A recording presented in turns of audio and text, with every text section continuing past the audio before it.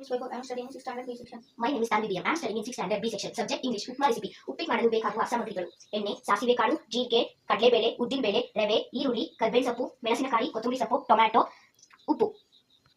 ಈಗ ಉಪ್ಪಿಟ್ಟು ಮಾಡುವ ವಿಧಾನ.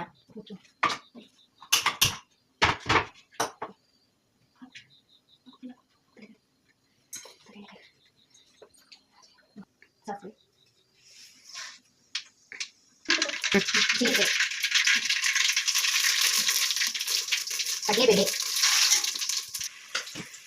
चमचे बोला बोला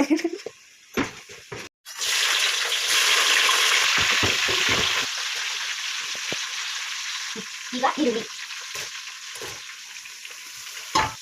ಈಗ ಟೊಮ್ಯಾಟೊ, ಈಗ ರುಚಿಗೆ ತಕ್ಕಷ್ಟು ಉಪ್ಪು ಹಾಕಬೇಕು. ಒಂದು ಕಡೆ ನೀರು ಕಾಯ್ದಿಟ್ಕೋಬೇಕು. ತಳ ಹೊತ್ತಿದ್ರೆ ಈಗ ಗೂರಾಡ್ತಿರ್ಬೇಕು. ಮಾಡಿದ ಮೇಲೆ ನೀರು ಹಾಕಬೇಕು.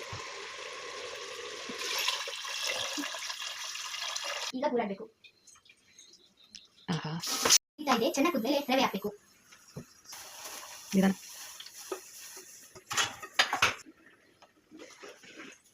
ಅದಾದ್ಮೇಲೆ ಸ್ವಲ್ಪ ಕಾಯಿ ತುರಿ, ರುಚಿಗೆ ತಕ್ಕಷ್ಟು ನಿಂಬೆಹಣ್ಣು.